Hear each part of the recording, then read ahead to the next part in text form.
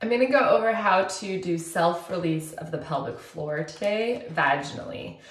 So this little diagram gives a good picture and bowl view of the bowl. And so when you're doing internal release, I think one of the biggest things is people are scared they're going to injure something, or they feel like they're just not going to do it right.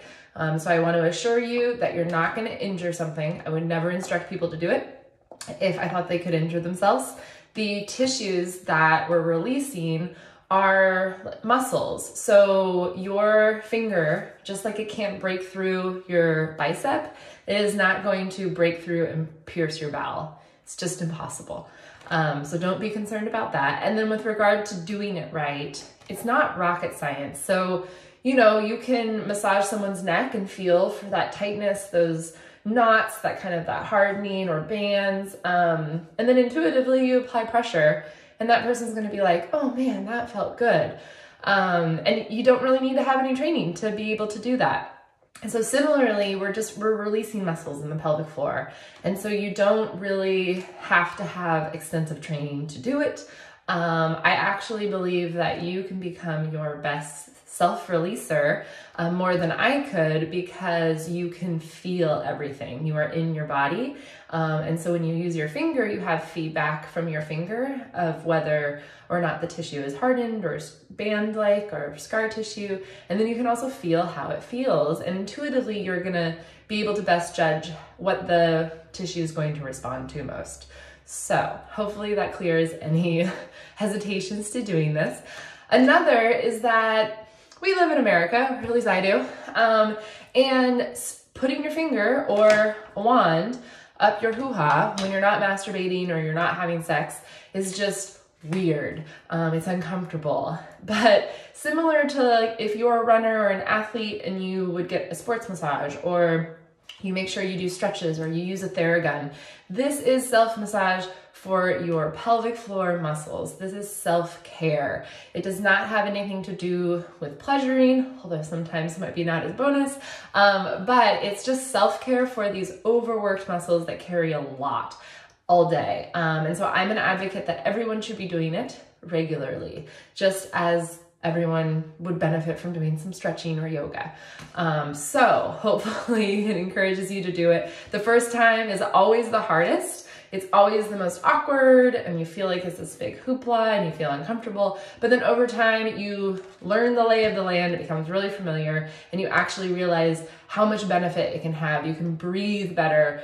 You might realize that some of your pains were directly tied to your pelvic floor, but we don't have the same perception that we do with the rest of our body. So some pains that you may have blamed on other stuff is actually coming from these guys. And the only way to find out is to make them let go. So how to do it. First thing, have clean hands, period. Second of all, lube up. So I like to use Uberlube. It's a silicone-based lube. I like it because a little bit goes a long way. I also like it because I don't feel like it's really messy after. I don't really feel like I have to take a shower if I'm not already in the shower. It almost feels like it's replenishing for my skin, and if I have frizz that day, I can just put some in my hair. I just like the way it feels. That's my preference. You could use coconut oil if you want to go more natural, or of course water-based lubricants as well. You just might need a bit more, a lot more. Okay, so how to do it. You want to get into a position that you can relax best in and have access to your pelvic floor. So ideally you're kind of in a supported, semi-reclined position on your bed. You can splay your knees outward or one leg out, whatever feels most comfortable.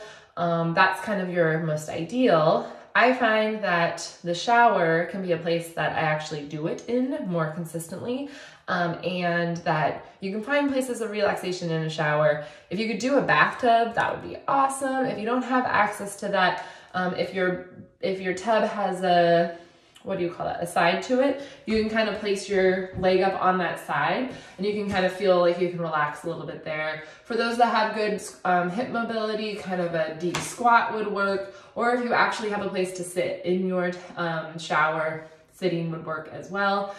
Just kind of the most relaxed you can do, and then the more access, the better. So here is a diagram of the pelvic floor. This is what we look at when we look at the pelvic, or kind of our perineum, vaginal opening, butthole. And then this is the inside. These are all of those muscles. So for example, this would be oriented about here, with me standing right here. So how you would do it in whatever position you're in is with your finger. You're wanting the tissue to feel like a marshmallow. So it has a little bit of texture to it, or a little bit of substance, but it's malleable and it's smooth.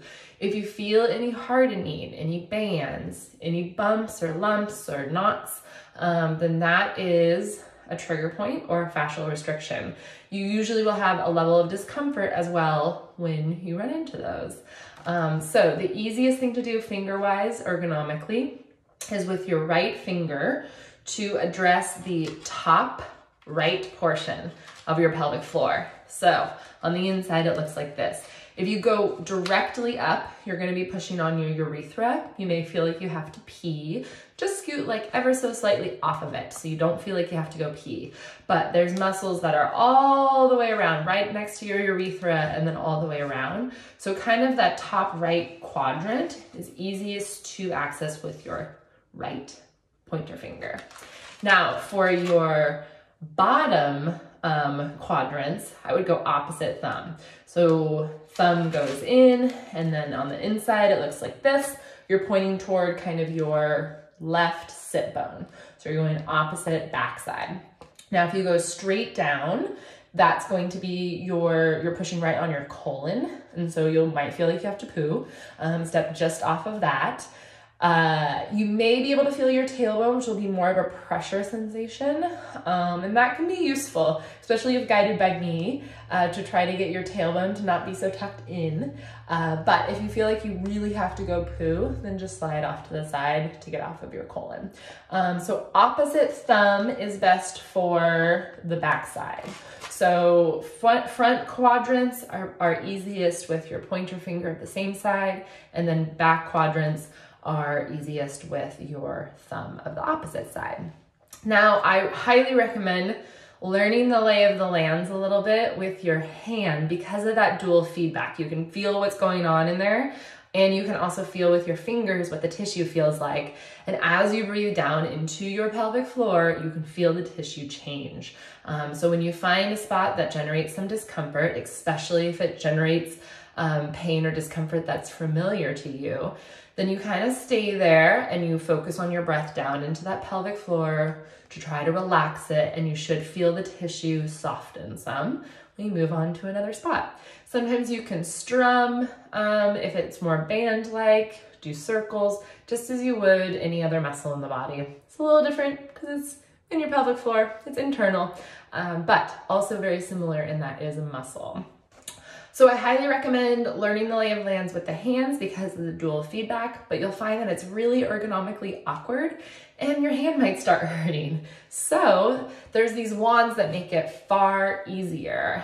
This is the TheraWand, and I will have links to this in my bio probably to buy if you want to. I like the TheraWand because there's two different ends to it. There is the pointy end that's more aggressive, and then there's more of a blunted end, which can be a little less aggressive.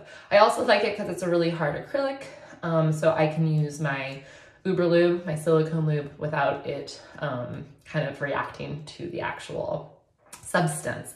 So this makes it really ergonomically easy. You'd lube it up, then insert it, and you'll see that now you're hanging onto this handle, which is really easy and ergonomic. And then you can rotate this guy to do all the stuff that your finger would do. And then if you want to increase pressure into a spot, you just kind of push the lever over and you'll increase pressure into whatever trigger point you're on. But again, you don't get as much feedback with feeling the tissue. So that's why I say start with hands, move on to wand. Another wand is by Intimate Rose. And what I really like about this one is it's got a longer lever, which is nice, but also the second side can be used anally. And I'll probably do another whole separate video on internal anal release. But I do like that it has the option here. When we have tailbone dysfunction or that backside is kind of where all the problems are, we can get to it much easier anally. And so having that option within your wand is really, really helpful. You can also use this side for the more superficial. So I've kind of been talking this whole time about the deep layer of the pelvic floor, where you're kind of all the way up to your third knuckle or all the way up with one of these curves. That's the third layer. The first two layers are kind of more of your first knuckle and your second knuckle. These tend to be the layers that have scar tissue if you had any tearing during labor or delivery. And they can also have a lot of effect on the urethra and burning and nerve stuff, and also as well as they need to allow for penetration. So if you have any pain with penetration, especially with initial insertion, those more superficial layers are really important. And so this end can be a lot easier to do kind of less deep work versus the curve is way more effective with the deep work. And I have a code that I will look up and put in my text for $5 off for the Intimate Rose one. This one is silicone based, so I do not use Uberlube with it. I use a water-based one. Slippery Stuff is my favorite. Any oil, coconut oil is usually my choice if I'm using a more natural oil-based lube. So let me know if you have any questions about this. Comment below. I think this is something that we should all be doing as maintenance. And men out there, same thing, except you only have one hole to go to. So I'll definitely address kind of male pelvic floor release when I address anal release. All right, thanks for listening. This was a long one.